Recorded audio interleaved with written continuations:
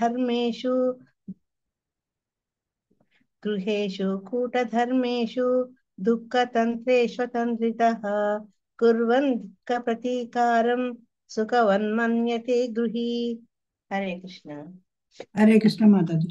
గృహేషు కూటధర్మేషు దుఃఖతంత్రేష్వతంత్రితః కుర్వన్ దుఃఖ ప్రతీకారం సుఖవన్మన్యతే గృహీ. ఆసక్తుడైన గృహమేది కపటత్వము రాజకీయములు నిండి ఉన్నట్టి కుటుంబ జీవనమునందే నిలిచి ఉండను. దుఃఖములను పెంచుకొంచు ఇంద్రియ భోగ కర్మలచే నియంత్రింపబడుతూ అతడు తన దుఃఖములకు ప్రతిక్రియలను అనొచ్చును. ఆ దుఃఖములను విజయవంతముగా పరిహరింపగలిగించో తాను సుఖినని భావించును. హరే కృష్ణ. Thank you. హరే కృష్ణ. ఇక్కడ ఏం చెప్తున్నారు అంటే శిలా ప్రభుపాదుల వారు ఎప్పుడైతే ఈ రకమైనటువంటి గృహమేది ఆసక్తితో ఉంటాడో ఆ కుటుంబ జీవితం కూడా ఏంటి మనకు అనిపిస్తుంటే ఫ్లవరీగా పూల బాట కాదు. దాంట్లో కూడా కపటత్వం రాజకీయాలు ప్రతి ఒక్కరు మనం పేరు పెట్టి చెప్పకలే, మన అందరం ఏదో ఒక సమయంలో ఇవన్నీ అనుభవించిన వాళ్ళమే కదా. అయితే ఇటువంటి భౌతిక జగత్తును భగవంతుడు దుఃఖాలయం అశాశ్వతం అని చెప్తారు. అయినప్పటికీ కూడా ఏంటి అంటే ఏవైతే సుఖాలంగా మనం భావిస్తున్నామో, ఏవైతే సుఖం పేరిట చలామణి అవుతున్నాయో అవన్నీ కూడా మాయనే అని శిలా ప్రభుపాదులు వారు చెప్తున్నారు. ఎందుకంటే ఏది దుఃఖాన్ని కలిగిస్తుందో అది సుఖంగా మనం భావించేటట్టు చేసేది మాయ ప్రభావం అన్నమాట. చెప్తే ఒక మనుషులే కాదట, అన్ని రకాల జంతువులు కూడా మనం చేస్తున్నాయి. ఆహార నిద్ర భయం అవుతున్నంచ. కానీ ఇక్కడ వాటికి మానవులు ఏంటంటే వీటిని చేసుకునే దాంట్లో ఒకళ్ళనొకళ్ళు పోటీ పడతాం. పోటీలు పడి దాంట్లో మేము విజయం ఉందామని సంతోషపడతాం. ఆ విజయం పొందేందుకు మనము కుటిలత్వం అంటే కన్నింగ్నెస్ మనకు వస్తుంది. ఇవన్నిటితో ఏంటి అంటే ఇంత అవస్థ పడుతున్నా కూడా మనము ఇదే అల్టిమేట్ అనుకుంటాం. దీన్నే మనము విజయవంతంగా మనం సాధించాం అనుకుంటాం. కానీ శిలా ప్రభుపాద లాస్ట్కి ఏమన్నారంటే జీవన సంఘర్షణందు ఎంత రాజనీతి గాని మేధస్సు గాని చూపినా భగవత్ సంకల్పంచే సమస్తము క్షణంలో నశింపగలదు. అది మనం గుర్తుంచుకోవాలి. మనం ఎన్ని ప్లాన్స్ వేసినా చెప్పే కదా, అల్టిమేట్ గా ఆఖరికి జరిగేది భగవంతుడి సూచన ప్రకారం, భగవంతుని యొక్క ప్లానింగ్ ప్రకారమే జరుగుతాయి. కాబట్టి మనం ఏదో సుఖపడిపోవాలి, యువతల వాళ్ళని సుఖపట్టాలి అని చేసే ప్రయత్నాలన్నీ కూడా ఆ మోహాన్ని కారణంగానే జరుగుతున్నాయి అని శిల ప్రభుపాద చెప్పారు. అర్థే 10వ శ్లోకం. అర్థేరాపాతితైర్గుర్వ్యా హింసయేతస్తతశ్చతాన్ పుష్ణాతి యేషాం పోషేణ శేషభుక్యాత్యధ స్వయం. హరే కృష్ణ.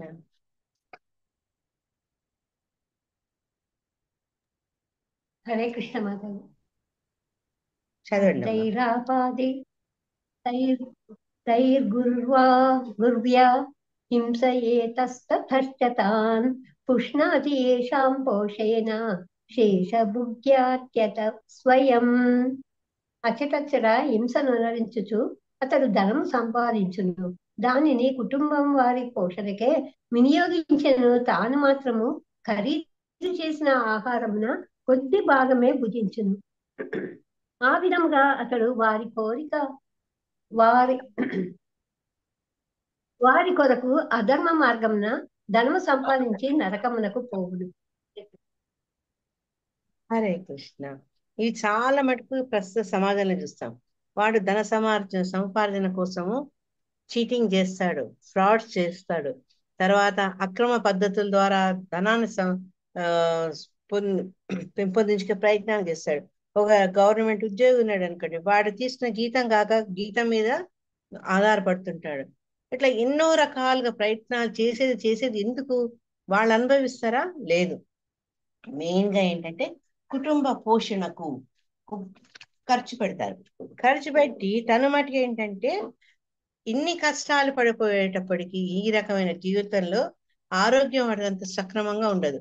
అందుకని తినక చాలా జాగ్రత్తగా తినే కొద్ది డబ్బు లేనప్పుడు ఏమంటారు ఆరోగ్యం బాగున్నప్పుడు తినాలి అనుకున్నప్పుడు డబ్బు లేదు, డబ్బులు వచ్చేటప్పటికి కనుక ఆరోగ్యం ఉండదు. దాంతో చూసుకొని మళ్ళీ గంజి తాగడము, లేకపోతే రవ్వ ఉడకబెట్టుకొని తినడము, లేకపోతే ఇప్పుడు మిల్లెట్స్ తినడం, ఇవన్నీ ఎందుకు చేసుకోవాల్సి వస్తుంది అంటే ఏ సమయాల్లో విలువైన ఆ, సమయాన్ని, ఆరోగ్యాన్ని ధన సముపార్జనలో, ఆ ధన సముపార్జన కూడా అనేకమైనటువంటి చేయకూడని రీతిలో కూడా చేయడం వల్ల అధర్మ మార్గాన ధనం సంపాదించి ఏం చేస్తాడట, చేసిన అధర్మానికి ప్రతిఫలంగా నరకానికి వెళ్తాడనమాట. భాష్యంలో కూడా అదే అన్నారు. శిల ప్రభుపాద్ బెంగాల్ సామత్ చెప్పారు, ఎవరి కొరకు దొంగతనం చేశాడో వారే దొంగ, ఎవరి కోసం చేశామని కాదు, ఎవరు దొంగతనం చేశారో వాళ్ళే దొంగ అన్నమాట. కాబట్టి ఎవరి కోసమైతే ఈ గృహమేది రకరకాల తప్పులు చేస్తాడో వాళ్ళు దానివల్ల ఆనందాన్ని ఎప్పుడూ పొందరు అని చెప్తున్నారు అనమాట. ఆ రకంగా వాళ్ళని సేవించడం వల్ల ఈ గృహమేదికి అల్టిమేట్ డెస్టినేషన్, అతని యొక్క గమ్యము నరకమే అవుతుంది. దానికి ఉదాహరణ దొంగ చెప్పారనమాట. దొంగతనం ఎందుకు చేస్తాడు అతను? కుటుంబాన్ని పోషించేందుకు చేస్తాడు. కానీ దొంగ పట్టుబడితే అది అతనే శిక్ష అనుభవిస్తాడు, అతనే జైలుకి పోవాల్సి వస్తుంది, అంతే కదా. అంటే ఈ ఈ సామాజిక వ్యవస్థలో ఈ స్నేహాలు, ప్రేమలు ఇవన్నీ కూడా ఏంటి అంటే మనం ఒకవేళ ఉండకూడని రీతిలో మనం ప్రవర్తిస్తే దానికి ఒక శిక్ష మనమే అనుభవించాల్సి వస్తుంది. ఎవరి కోసం మనం చేస్తున్నామో అది కాదు, మనం చేసిన తప్పే అది అందరు దాన్ని గుర్తిస్తారు, దాన్ని బట్టి మన శిక్షకు పాత్రలం అవుతాం అనమాట. ఇక శిల ప్రభుపాద ఏం చెప్తున్నారంటే అర్ధశేరు ఆహారాన్ని తినగలిగిన వ్యక్తి పెద్ద కుటుంబం పోషించడం మాత్రము ఏదో విధంగా గొప్పదనాన్ని గడించాల్సి వస్తుంది. కానీ అతను ఏంటి అంటే తినగలిగినంత ఆహారమే వసుకోబడుతుంది. కొన్నిసార్లు ఇంటి వారు తినగా మిగిలిన ఆహారం తినదు. చాలా సార్లు అంటే జనరల్గా ఏంటి, ఇంటి యజమాని కోసం మనం స్పెషల్గా తీసి పెట్టి తర్వాత పిల్లలకు పెట్టి గృహిణి తింటుంది. కానీ కొన్నిసార్లు ఏంటంటే పరిస్థితుల ప్రభావంలో భర్త వచ్చేటప్పటికి ఏదో అడుగుబడుగు మిగులుతుంది, ఇంట్లో సభ్యులందరూ తినేస్తారు అనమాట. ఇంత కష్టాలు పడి ఇన్ని అధర్మ మార్గాలు తొక్కి అతను సంపాదన చేసినా ఏ సుఖాన్ని అతను పొందాలనుకుంటాడో అది అతను అనుభవించలేడు.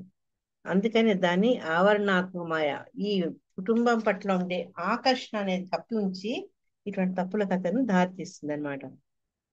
ఈ మనం చూసే పెద్ద పెద్ద జాతీయ నాయకులు కానీ, తర్వాత గొప్ప గొప్ప అఫీషియల్స్ కానీ, వీళ్ళందరూ ఏంటంటే మిగతా వాళ్ళను సేవ చేసి సంతోషపరచాలని ఆ ఆ ఆ ధ్యేయంలో తప్పులు చేసి వాళ్ళు తప్పు మార్గాన్ని పడుతున్నారు.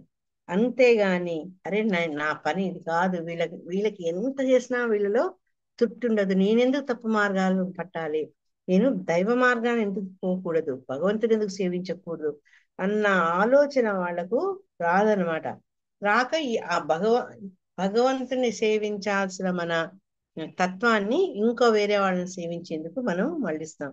జీవుడికి ఎప్పుడు ఏం చదువుతాం, ఏకలే ఈశ్వర కృష్ణ ఆరసభ వృత్య, మనం వృత్తిలాగా సేవించాల్సింది ఆ కృష్ణుని, కానీ మనం అది మర్చిపోవడం వల్ల వేరే వాళ్ళని సేవించాల్సి వస్తుంది అనమాట. సేవిస్తూ ఏంటంటే ఆ సేవ సరైన మార్గం కాదు, కాబట్టి వాళ్ళు నరకానికి పోవాల్సిన అవసరం వస్తుంది. శిలా ప్రభుపాద మనం ఏం వార్నింగ్ అంటే హెచ్చరించారంటే బుద్ధిమంతుడైన వాడు కృష్ణ భావనాస్థితిని అరుదించి జీవితాన్ని, సంపదను, బుద్ధిని, వాక్శక్తిని పూర్తిగా ఉపయోగించు కృష్ణ సేవ యందు నెలకొనవలను. అంటే ఏంటి మాతాజీ మీరు చెప్పేది? మరి మన గృహస్థ జీవితం కదా, మేము సంపాదించుకోవాలి, మరి మేము చదువుకోవాలి, ఇవన్నీ చేయాలి కదా అంటే ఎస్ చేయాలి, కానీ అది కేవలం మనల్ని, మన చుట్టూన్న వాళ్లను సేవించేందుకు కాక కృష్ణ భావనలో, కృష్ణ సేవనలో గనక మనం చేస్తే అది అపరాధం కాదు. నువ్వు సంపాదించిన ధనాన్ని సరైన విధంగా భగవత్ భక్తికి ఉపయోగించవచ్చు. తర్వాత ఇంట్లో చక్కటి ప్రోగ్రామ్స్ పెట్టుకొని ఆ రకంగా సేవకు వాడుకోవచ్చు. వాహనాలే ఉన్నాయి, వైష్ణవుల్ని ఇటు నుంచి అటు తిప్పేందుకు వాడుకోవచ్చు. ఈ రకంగా మనకున్న సకల శక్తుల్ని, యుక్తుల్ని, సంపదల్ని భగవత్ సేవకు వాడుకుంటే అప్పుడు ఏంటంటే ఈ నరక భావన నుంచి మనం బయటపడతాం. 11వ శ్లోకంలో ఏం చెప్తున్నారంటే వార్తాయాం లుప్యమానాయాం ఆరబ్ధాయాం పునః పునః లోభావిభూతో నిస్సత్వః పరార్థే కురుతే స్పృహాం. హరే కృష్ణ మాతాజీ.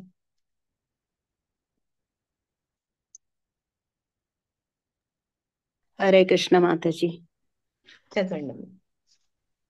వార్తాయాం లుప్యమానాయ మారబ్ధాయాం పునః పునః లోభాభిభూతో నిస్సత్వః పరార్థే కురుతే స్పృహాం.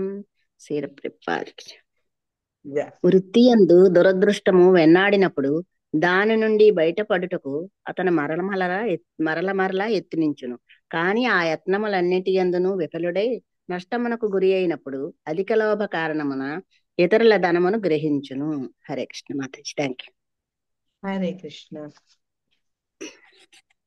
ఈ చిన్నది ఇంకేం పర్పోటి లిష్లా ప్రభుపాదుల వారు దీంట్లో ఏమంటున్నారు అంటే ఎప్పుడైతే మనం చేసే ఉద్యోగాల్లో మన వృత్తి అందు మన కర్మవశాత్తు మనం అనుకున్నట్టు జరగకపోతే అప్పుడు ఏంటి అంటే ఆ ఏదైనా అనుకోని పరిస్థితులు ఏర్పడ్డప్పుడు మళ్ళా దాన్ని సాధించాలని ప్రయత్నం చేస్తాడనమాట.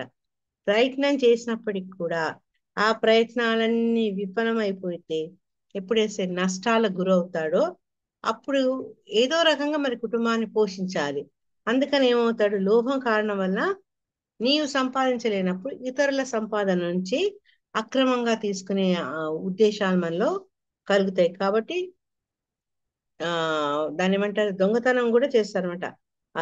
ఎప్పుడైతే ఈ లోభం అనేది ఎక్కువైపోతుందో నాకు కావాలి, నా కుటుంబానికి కావాలనుకుంటామో అప్పుడు యువతల వాళ్ళ ధనాన్ని మనము గ్రహిస్తాం. అంటే మనకు తప్పు అనిపించదు. మనం చేసే ఈ పనులు అవినీతికరమైనవి, పరుల సొమ్ము బరువు చేయటం అని ఎవ్వడు అనుకోరు.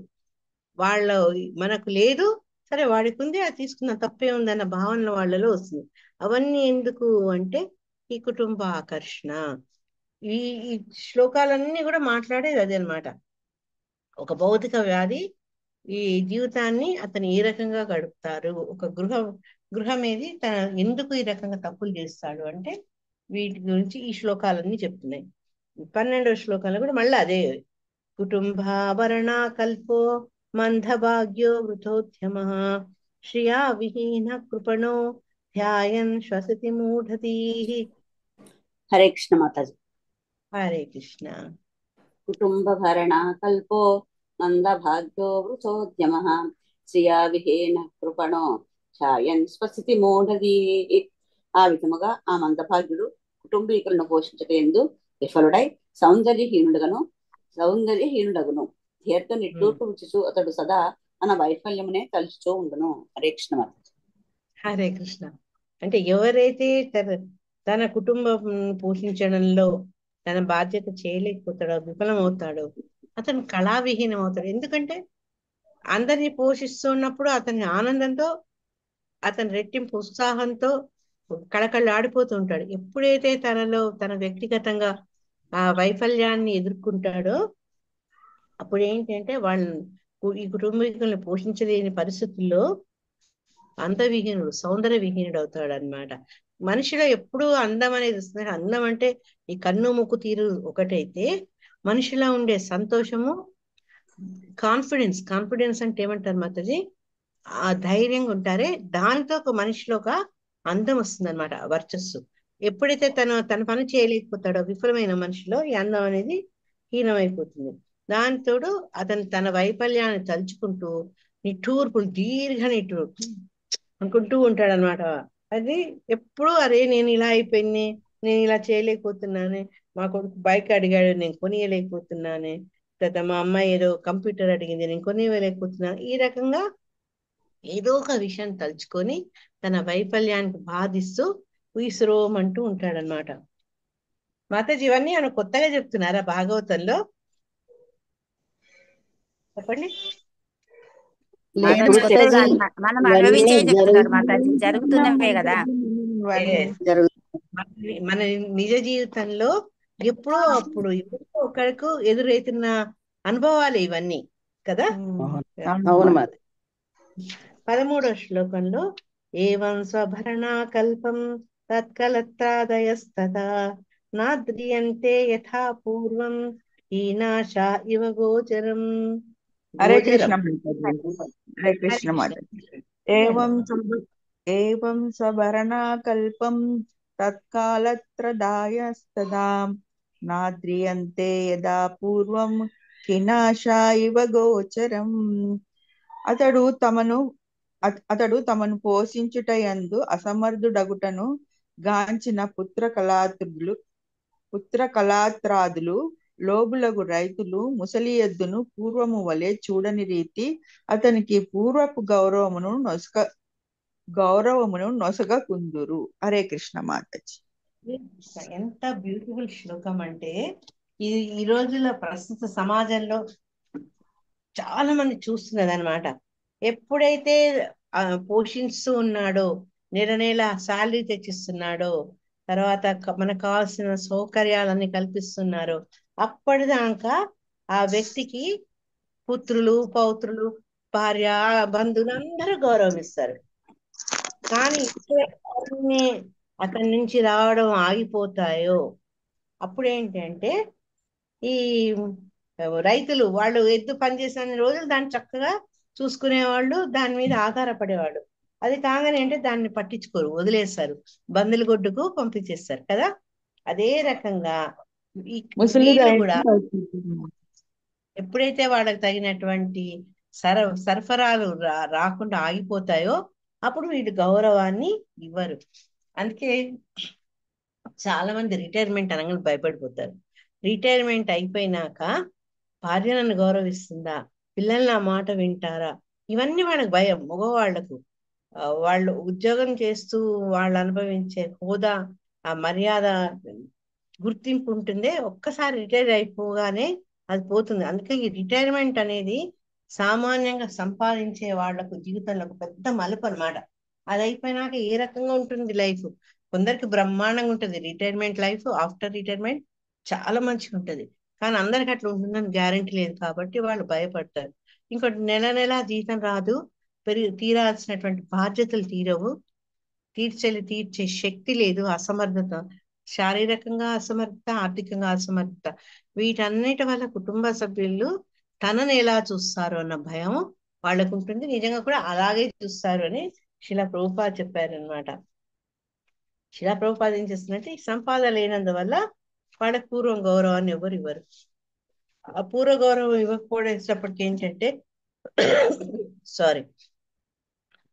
ఈ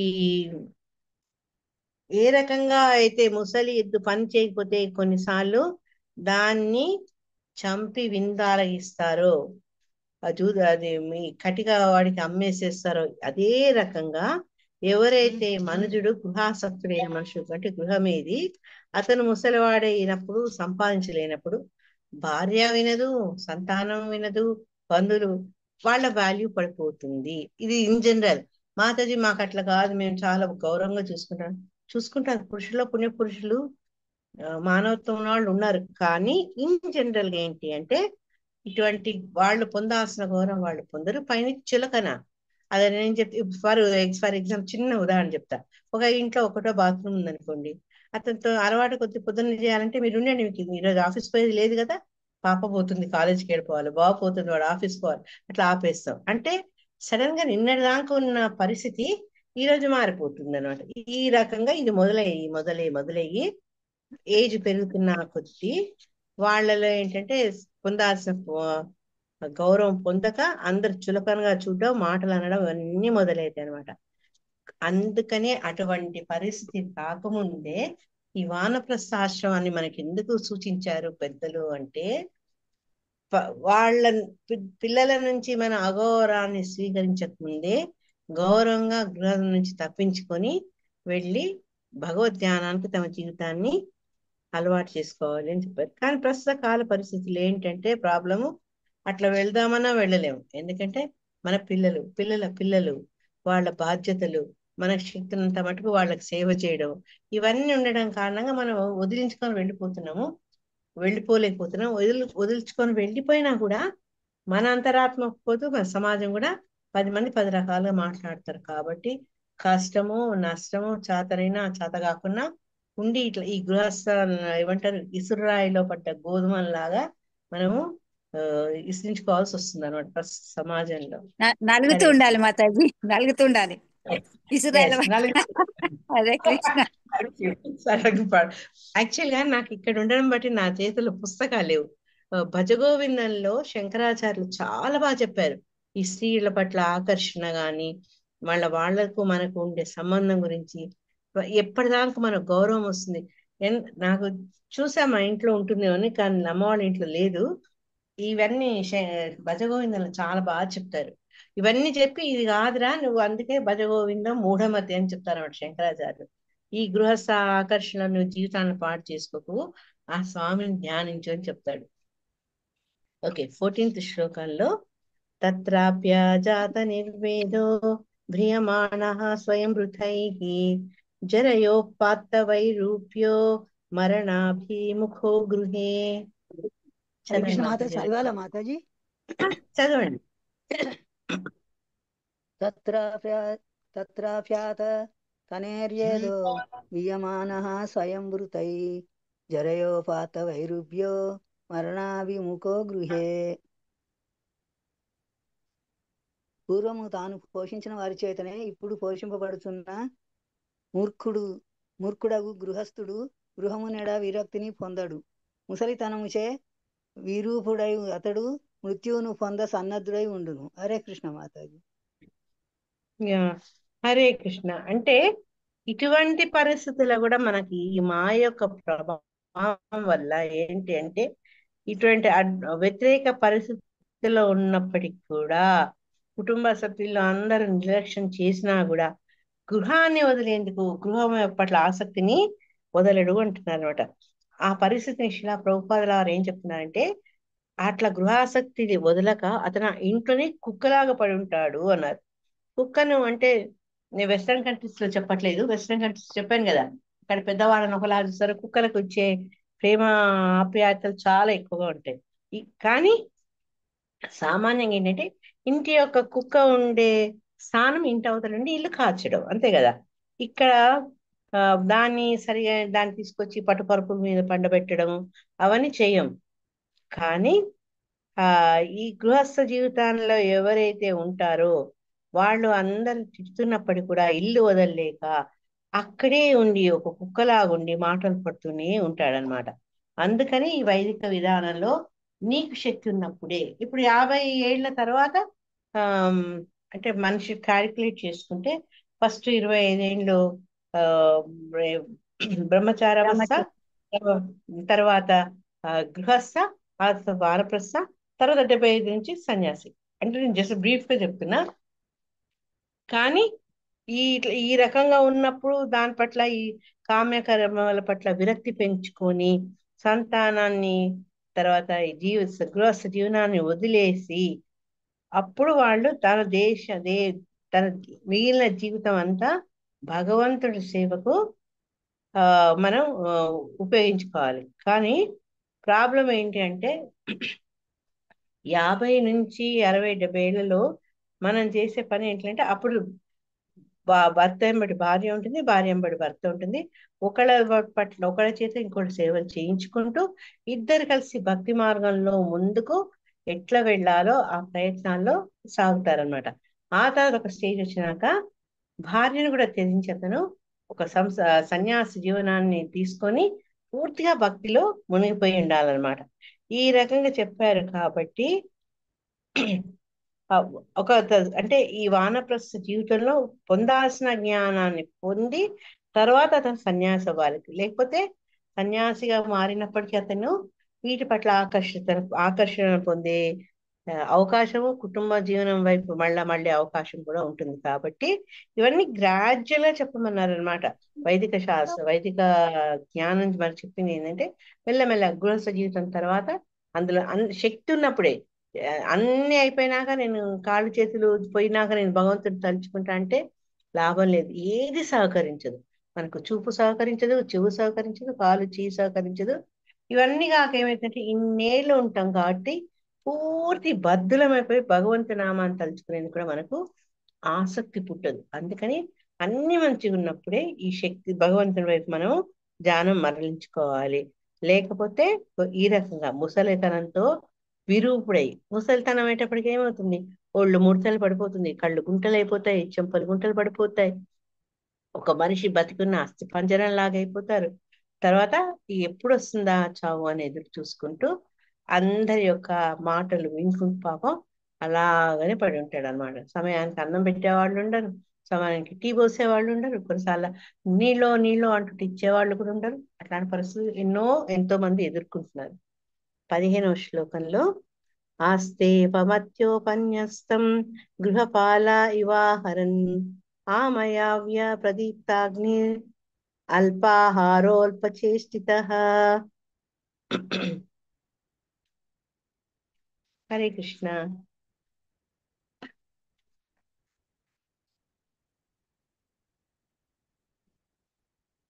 లేరా మాతాజీలో? నేను చదవనా మాతాజీ? చదవండి. అదే ఎవరైనా చదువుతారేమోనని చూస్తూ. No problem. హరే కృష్ణ మాతాజీ. చదువమ్మా సరోజా. మాతాజీ. ఓకే మా. హరే కృష్ణ. అస్తేవ మత్యోపన్యస్తం గృహపాలా ఇహ పరా గుహపాలా ఇవాహరాన్ అమయావ్యా ప్రదీప్తాగ్నిరల్పాహారో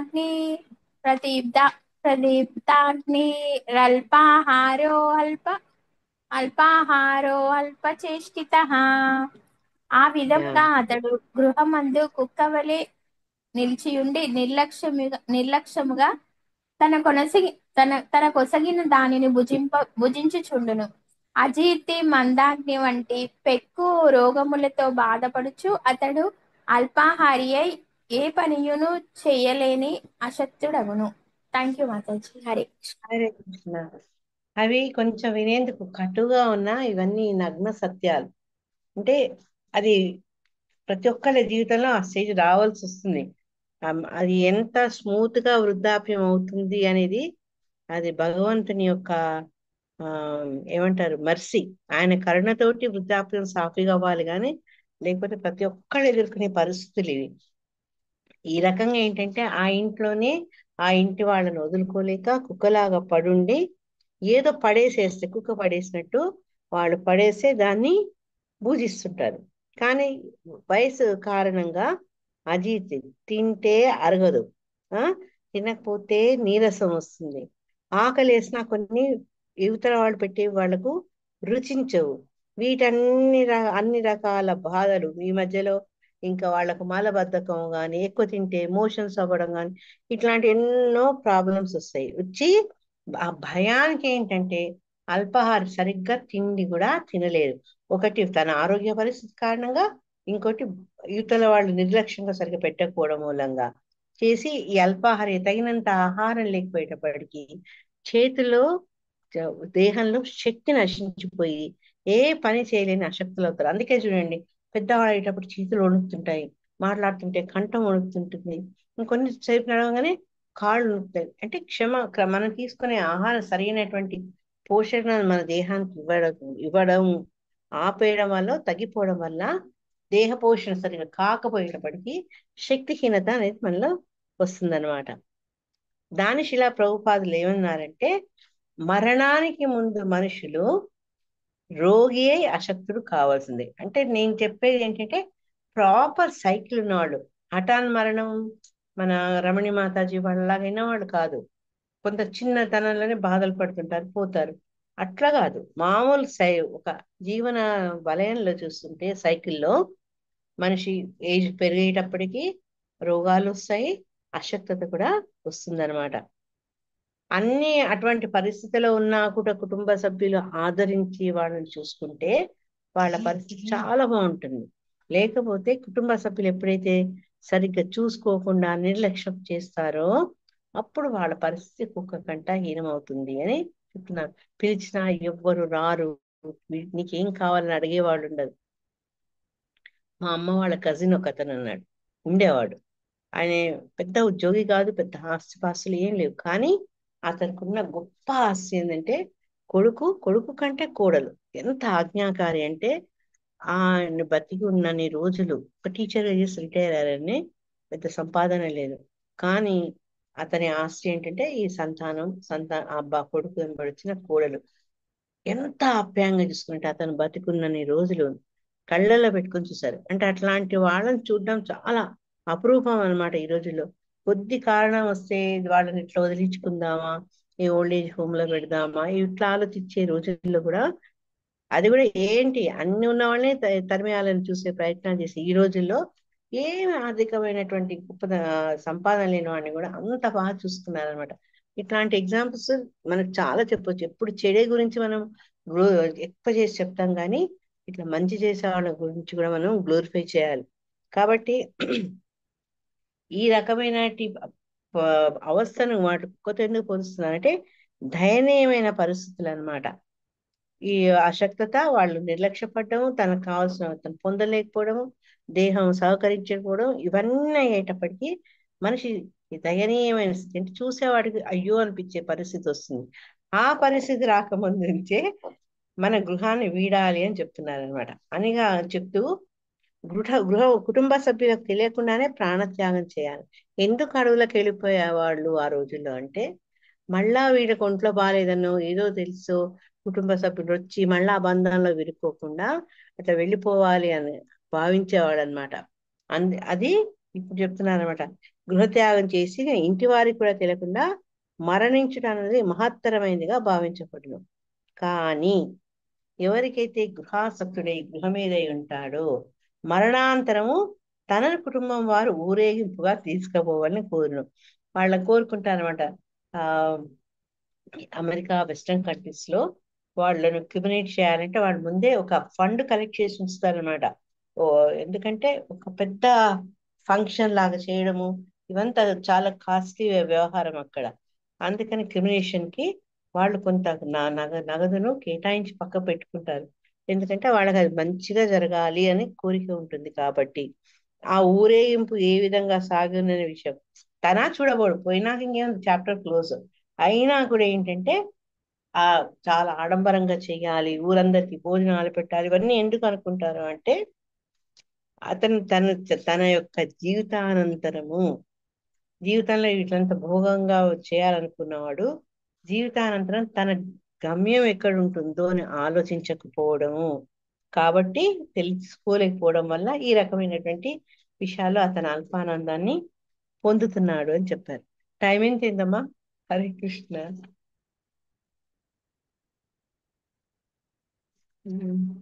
ఇంకా 10 నిమిషాలు ఉంది మాతాజీ. 3:20. హరే కృష్ణ. వచ్చేసావా అనుపమా? ఓకే ఉన్నాను మాతాజీ, జాయిన్ అయ్యాను. ఓకే తల్లి. వాయినోత్క్రమతో 3:30 వరకు. వాయినోత్క్రమతోత్తారః కప సమృద్ధ నాడికః కాశ్వాస కృతయాసః కంఠే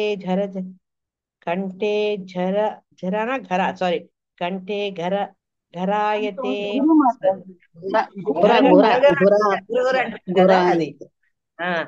అది గురాయతే కంటే గురాయతే. Yeah sorry. హరే కృష్ణ మాతాజీ. హరే కృష్ణ హరే కృష్ణ. వాయునా ఉత్క్రామత ఉత్తరాః కప సమృద్ధ నాడికా ఆసశ్వాస కృతాయాసః కంఠే గురాయతే.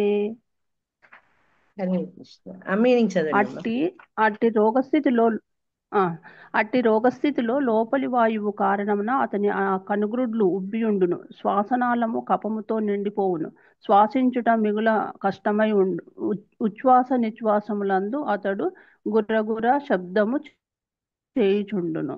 హరే కృష్ణ. ఇవన్నీ ఒక వ్యక్తి మరణంకు ముందు రోగావస్థలో అశక్తావస్థలో ఉన్నప్పుడు ఏ రకమైనటువంటి శారీరక మార్పులు వస్తాయి అని మనకు చెప్తున్నారు అనమాట. అతను ఏంటంటే మొహం అంతా ఉబ్బి ఉంటుంది, కనుగుడ్లు ఉబ్బి ఉంటాయి. అదంతా ఏంటంటే ఈ రకంగా ఉబ్బి ఉండడం అనేది ఏంటి రోగావస్థని సూచిస్తుంది అనమాట. అంతేగాక ఏంటి శ్వాసనాళ క్లియర్ గా ఉండదు, అంత కఫంతో పేర్కొంటుంది. అందుకని కులశేఖర వారు ఆయన ఏమంటారు కఫవాత పిత్తైహి అంటారు. దాంతో ఏమవుతుందన్నారు, కంఠావరోధన అని. ఇవన్నీ ఉన్నాయి కాబట్టి భగవంతుడు అటువంటి పరిస్థితుల్లో లేకముందే భగవంతుని తలుచుకోవాలి అని కులశేఖరరావు గారు భగవంతుని పూజిస్తారనమాట. సో ఇక్కడ శ్వాసనాళం కఫంతో నిండిపోతుంది. దాంతో ఏంటి, ఎప్పుడైతే ఆ, కఫం నిండిపోతుందో మనకు ఊపిరి సరిగ్గా పీల్చుకోలేము, చాలా కష్టమవుతుంది. శ్వాస తీసుకోవడం కష్టం అయిపోవడం వల్ల ఈ ఉచ్ఛ్వాస నిశ్వాస చేసినప్పుడు, అంటే గాలి పీల్చుకుంటున్నా గాలి వదులుతున్నా కూడా గుర్ర గుర్ర గుర్ర గుర్ర సౌండ్ వస్తుంటుంది. ఇవే మెల్లగా గురక పెట్టడం అని కూడా అంటారు అనమాట. అంటే ఎప్పుడైతే ఈ శ్వాస అనేది సక్రమంగా జరగక ఇబ్బంది పడతారో, కంఠంలో శ్వాసనాళంలో ఎప్పుడైతే శ్లేషం కఫం పెరిగిపోతుందో అప్పుడు ఈ రకమైన ధ్వనులు వస్తాయి. 17వ శ్లోకంలో శయానః పరిశోచద్భిః పరివీతః స్వబంధుభిః వాచ్యమానోపి న బ్రూతే కాలపాశవశం గతః. హరే కృష్ణ మాత చదవాల. హరే కృష్ణ. చదవండి.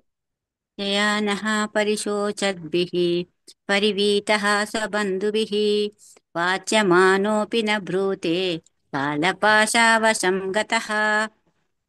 అనువాద భాషం శిలప్రపాతిది. ఈ రీతిని అతడు మృత్యుపాశవశుడై మరణశయ్యపై పడి ఉండ శోకించుచున్న బంధుమిత్రులు అతని చుట్టూ చేరుదురు. వారి సంభాషింపగోరినను వారి సంభాషింపగోరినను కాలవశుడైన కారణంన అతడట్లు కావింపలేడు. హరే కృష్ణ. Thank you Mataji. మాతాజీ ఇందాక శ్లోకాలకి సారీ మాతాజీ, హరే కృష్ణ. ఇందాక మీరు చెప్పిన శ్లోకాలన్నిటికీ నారద మహర్షి కైలాస్ అట్లాగే చేస్తారు కదా మాతాజీ. కుక్క అయినా కూడా రాను అంటాడు, ఇప్పుడు వస్తావా అంటే ఇప్పుడు రాను అంటాడు. అదే అదే గుర్తొచ్చింది మాతాజీ నాకు. పొద్దుటి నుంచి ఇవన్నీ ఇదే కంటిన్యూ అవుతుంది వాళ్ళ. హరే కృష్ణ. చదవండి, చెప్పండి, షేర్ చేసుకోండి అందరితో. మాతాజీ మీరు చెప్తాండి బాగుంటది, నేను చెప్పడం కదా మీరు చెప్తే బాగుంటది. అది గుర్తు చేస్తున్నాను నేను, ఎందుకంటే అది అన్ని రకాలుగా వస్తుంది. అట్లా కాదు, ఎందుకంటే ఈ రోజు చదివారు కాబట్టి ఫ్రెష్ గా. మాతాజీ అది వింటున్నాను కదా క్లాస్ లో, అందుకే అంటున్నా. అదే నారదుల వారి మిత్రుడు ఉంటాడు కదా కైలాస్ అని, అతను పాపం అతనితో తీసుకెళ్లి వైకుంఠ లోకాల్లో చేర్చాలి, గోలోకంలో భగవంతుడి సన్నిధి చేర్చాలని నారదుడు ప్రయత్నిస్తాడు కదా. ప్రయత్నించినప్పుడు వస్తావా కైలాస్ అంటే నేను ఇప్పుడే చిన్నగున్నాను, చదువుకోవాలి, పెద్ద కావాలి అంటాడు. అంటే సరేలే పాపం అన్ని కోరికలు ఉన్నాయి కదా అని వెళ్ళిపోతాడు నారద మహర్షి. వెళ్ళిన తర్వాత మళ్ళీ కొన్ని రోజులు అయిన తర్వాత వస్తారు. వచ్చినప్పుడు కైలాసు వస్తావా అంటే అయ్యో నేను ఇప్పుడే పెద్ద అయ్యాను, చదువుకున్నాను, పెళ్లి చేసుకోవాలి కదా అంటాడు. మళ్ళీ పెళ్లి చేసుకున్న తర్వాత మళ్ళీ కొద్ది రోజులు అయిన తర్వాత వస్తే అయ్యో ఇప్పుడే పెళ్లి చేసుకున్నాను కదా, పిల్లలు కావాలి కదా, భార్యను పోషించాలి, సుఖ పెట్టాలి, సంతోష పెట్టాలి అంటాడు. సరేలే పాపం ఏదో కొత్తగా పెళ్ళైంది కదా ఇతను, సరే వదిలేద్దామని మళ్ళీ వెళ్ళిపోతారు నారదులు. వెళ్ళిపోయిన తర్వాత మళ్ళీ వస్తాడు కొద్ది రోజుల తర్వాత. వస్తే అప్పుడు పిల్లలు పెద్దవాళ్ళు అవుతారు, పిల్లల్ని చదివించాలి, వాళ్ళ పెళ్లిళ్ళు చేయాలి అంటాడు. సరేలే అని మళ్ళీ వెళ్తాడు.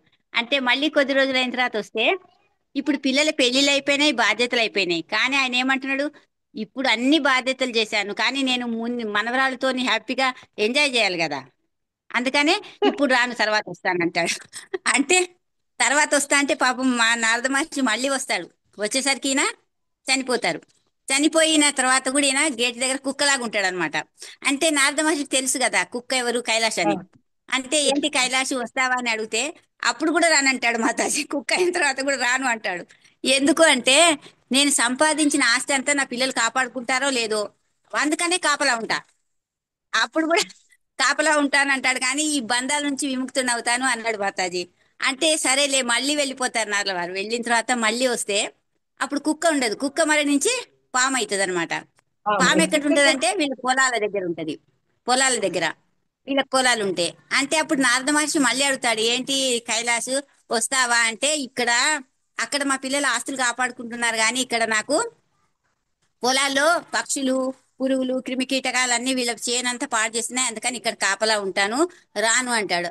అప్పుడు నారద వారు ఏం చేస్తారంటే నారద మహర్షి వాళ్ళ పిల్లల్ని పిలుస్తాడు. ఓహో ఇట్లుంది కైలాస సంగతి అని పిలిచి మీ పొలంలో పాము వచ్చింది చూడండి అని చెప్తాడు అనమాట. అప్పుడన్నా ఈయన జ్ఞానం వస్తుందేమో అని. అంటే పిల్లలు ఏం చేస్తారు అప్పుడు, అయ్యో పాము వచ్చిందని కర్రలు తీసుకొని కొట్టడానికి, చంపడానికి ప్రయత్నం చేస్తారు. చేస్తే ఈ పాము పడగతోని నేను మీ నాన్నని అని చెప్తుంది అనమాట, పడగ విప్పి. కానీ వాళ్ళ పాముకి సౌండ్ రాదు కాబట్టి వీళ్ళకి అర్థం కాదు, కొట్టి చంపేస్తారు మాతాజీ. అంటే మనిషి జీవితం ఇట్లా ఉంటే ఇంత భౌతిక బంధాల్లో చిక్కిపోతాం మనం. అంటే ఒక భర్తనే కాదు భార్య కూడా చిక్కిపోతుంది ఇందులోనే. ఒక అతడు అతడు అంటున్నారు ఇక్కడ కానీ ఆమె కూడా చిక్కిపోతుంది మాతాజీ పందాలలో. హరే కృష్ణ. ఒక జీవి, మనిషి జీవి ఇట్లా చిక్కిపోతుంది అని అర్థమైంది నాకు. తప్పుంటే క్షమించండి మాతాజీ. హరే కృష్ణ. కాదు, ఎంత ఫెంటాస్టిక్ గా చెప్పారంటే ఈ శ్లోకాలు అదే చెప్పారు. ఏదో వాళ్ళకి అర్థం కాదు, అర్థం కాక అతను చెప్పలేని నిస్సహాయత. చాలా బ్యూటిఫుల్ గా ఎంత కరెక్ట్ లింక్ కథ చెప్పారు. థ్యాంక్స్ నాగరాణి మాత, చాలా మాతాజీ, థ్యాంక్స్ లాట్. సో ఇక్కడ ఏమన్నారంటే మనిషి మరణశయ మీద ఉన్నప్పుడు లాంఛనార్థం అన్నారు. అందరు లాంఛనార్థం చేస్తారని కాదు, కొందరు నిజంగా ప్రేమతో, కొందరేమో వ్యవహారం కోసము బాగుండదు కదా అని అట్లా మొత్తం అందరూ చుట్టూ చేరి ఒక బాధను వ్యక్తపరుస్తుంటారు అనమాట. వ్యక్తపరుస్తున్నప్పుడు ఏంటంటే అతని పరిస్థితి చాలా దయనీయంగా ఉంది, ఊపిరి ఆడట్లేదు, శక్తి అనేది పోతుంది, ఒక్కొక్కటి జ్ఞానం నశిస్తుంది. అప్పుడు అతను ఏంటంటే వాళ్ళతో తన చివరి కోరిక ఏంటో చెప్పాలి అని ప్రయత్నిస్తుంటాడు అనమాట. కానీ అతనిలో ఉన్న అశక్తి కారణంగా తను చెప్పలేకపోయేటప్పటికీ ఆ ఫ్రస్ట్రేషన్ తో అతనికి దుఃఖం వస్తుంది. చాలా చోట్ల చూస్తాం మనం.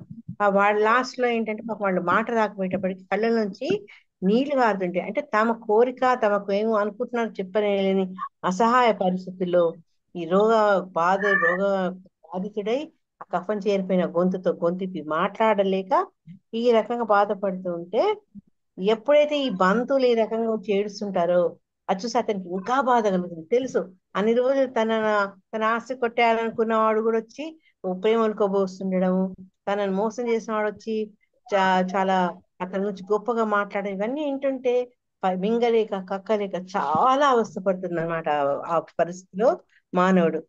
ముకుంద మాలలో నేను చెప్పే కదా శ్లోక, దాంట్లో ఏం చెప్పారంటే, కృష్ణ త్వదీయ పద పంకజ పంజరాంతం అద్వైవమే విశతు మానస రాజహంస ప్రాణ ప్రయాణ సమయే కపవాత పిత్తై కంఠావరోధన విధౌ స్మరణం కుతస్తే. ఓ కృష్ణ, ఈ క్షణమే నా మానస రాజహంస నీ పాద పద్మ తూళ్ల వలయందు ప్రవేశించుగాక. మరణ సమయంలో గొంతు కఫ వాత పిత్తములతో కూడుకొనినప్పుడు నిన్ను స్మరించుట నాకెట్లు సాధ్యపడగలదు. ఇది భక్తుని భావన. అంటే నేను సరి అయిన చేతనలో ఉన్నప్పుడే నేను తలుచుకోవాలి అని. అదే భక్తులు మనకు చెప్పేది కూడా అదే. కానీ ఈ గుహాసక్తుడైన వాడు మరణ అవస్థలో కూడా ఆ భగవంతుని తలుచుకునే బదులు ఈ రకమైనటువంటి నిస్సహాయ పరిస్థితిని చేర్చుకుంటాడు. శిలా ప్రభుపాద చెప్తారు కదా, అతను శిలా ప్రభుపాద ఆచార్యులు చాంట్ అంటే కాంట్ అంటూ ఆవిడ శ్వాస వదిలేస్తుందట. కనీసం ఆఖరి క్షణంలో భగవంతు నామాన్ని తలుచుకోవాలని చాంట్ అంటే నేను జపం చేయలేనని చెప్పి ఆవిడ శ్వాస వదిలేస్తుంది. ఇది ఒక గృహమేది యొక్క లక్షణం అనమాట. అది వాళ్ళ యొక్క దౌర్భాగ్యం. ఆ టైం అయిపోయింది. సో 17th శ్లోకాన్ని చాపేస్తున్నా. రేపు అనుపమ మాత దాన్ని కంటిన్యూ చేస్తుంది. హరే కృష్ణ. ఏదైనా డౌట్స్ ఉంటే, ఇంకేదైనా ఎక్స్ప్రెస్ చేయాలంటే రేపు మాతాతో షేర్ చేసుకోండి. హరే కృష్ణ.